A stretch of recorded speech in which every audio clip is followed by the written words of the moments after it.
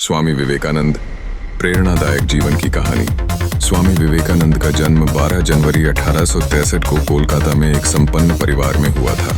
उनका असली नाम नरेंद्र नाथ दत्त था। उनके पिता विश्वनाथ दत्त एक वकील थे और मां भुवनेश्वरी देवी धार्मिक महिला थीं। बचपन से ही नरेंद्र नाथ अत्यंत तेजस्वी, जिज्ञासु और आध्यात्मिक प्रवृत्ति के थे। वे हमेशा ईश्वर के अस्तित्व को समझने के लिए प्रश्न पूछते रहते थे। उनकी इसी जिज्ञासा ने उन्हें जीवन में गहरे परिवर्तन की ओर अग्रसर किया।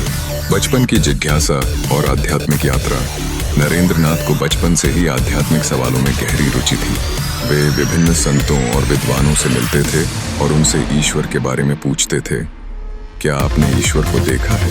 अधिकांश संत उनके प्रश्नों का सटीक उत्तर नहीं दे पाते थे, लेकिन जब नरेंद्र नाथ की मुलाकात रामकृष्ण परमहंस से हुई तो उनकी जिज्ञासा को उत्तर मिला। रामकृष्ण परमहंस ने बिना किसी हिचकिचाहट के कहा, हाँ, मैंने ईश्वर को देखा है। मैं उन्हें उसी तरह देखता हूँ जैसे तुम्हें देख रहा हूँ। इस उत्तर ने नरेंद्र नाथ के जीवन को बदल दिया। उन्होंने रामकृष्ण परमहंस को अपना गुरु मान लिया और उनकी शिष्यता स्वीकार कर ली। तपस्या और संयम का मार्ग। रामकृष्ण परमहंस के मार्गदर्शन में नरेंद्र नाथ ने कठोर तपस्या और साधना की।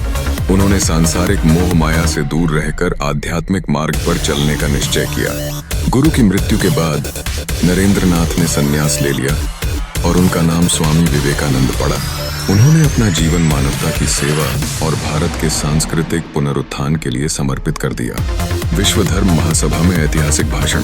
स्वामी विवेकानंद का जीवन का सबसे प्रेरणादायक और ऐतिहासिक क्षण तब आया जब उन्होंने 1800 में शिकागो में आयोजित विश्व धर्म महासभा में भाग लिया। उस समय भारत गुलामी की जंजीरों में जकड़ा हुआ था और विश्व मंच पर भारत की छवि कमजोर थी। लेकिन स्वामी विवेकानंद ने अपने भाषण की शुरुआत my brothers and sisters of America कहकर की और इस संबोधन ने पूरे सभागार को तालियों से गूंजा दिया। इस भाषण ने न केवल उन्हें विश्व भर में प्रसिद्ध कर दिया, बल्कि भारत को भी विश्व के मंच पर सम्मान दिलाया।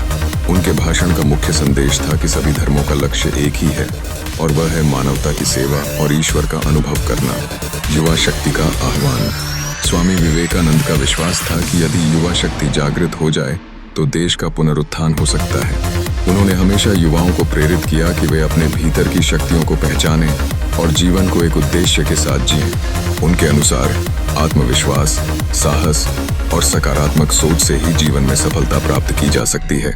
उन्होंने युवाओं से कहा, उठो, जागो और तब तक नहीं रुको जब तक लक्ष्य प्राप्त न हो जाए। उनकी यह सोच आज भी प्रासंगिक है। उन्होंने यह भी कहा था कि हमें अपनी कमजोरियों पर ध्यान देने की बजाय अपनी शक्तियों को पहचानने की आवश्यकता है। उनका मानना था कि आत्मबल, आत्मनिर्भरता और आत्मविश्वास से ही हम अपने सपनों को साकार कर सकते हैं। समाज सेवा और राष्ट्र निर्माण। स्वामी विवेकानंद ने समाज सेवा को भी जीवन का मुख्य उद्देश्य बनाया। वे गरीबों और जरूरतमंदों की सेवा को ईश्वर की सच्ची सेवा मानते थे। उन्होंने रामकृष्ण मिशन की स्थापना की, जिसका उद्देश्य शिक्षा, स्वास्थ्य और समाज सेवा के माध्यम से मानवता की सेवा करना था। रामकृष्ण मिशन आज भी उनके आदर्शों पर चलते हुए समाज सेवा के विभिन्न कार्यों में सक्रिय है। स्वामी विवेकानंद का जीवन सिखाता है कि हमें अपनी क्षमताओं पर विश्वास करना चाहिए, कठिनाइयों से नहीं घबराना चाहिए और समाज के हित के लिए काम करना चाहिए। उनकी शिक्षाएं न केवल भारत के युवाओं को प्रेरित करती हैं, बल्कि पूरे विश्व में लोगों को जीवन में सकारात्मकता और सेवा भाव अपनाने की प्रेरणा देती हैं। निष्कर्ष। स्वामी विवेकानंद का जीवन एक प्रेरणा स्रोत है।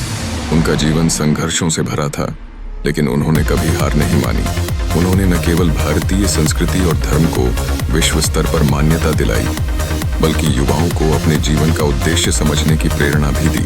उनका विश्वास था कि प्रत्येक व्यक्ति के भीतर अपार क्षमता है, जिसे पहचानने की आवश्यकता है।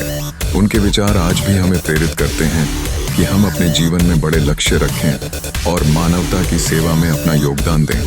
उठो, जागो और तब तक नहीं रुको जब तक लक्ष्य प्राप्त न हो जाए। यह वाक्य हमें हर दिन प्रेरित करता है कि हम अपने सपनों की दिशा में अडिग रहें और समाज की भलाई के लिए कार्य करें।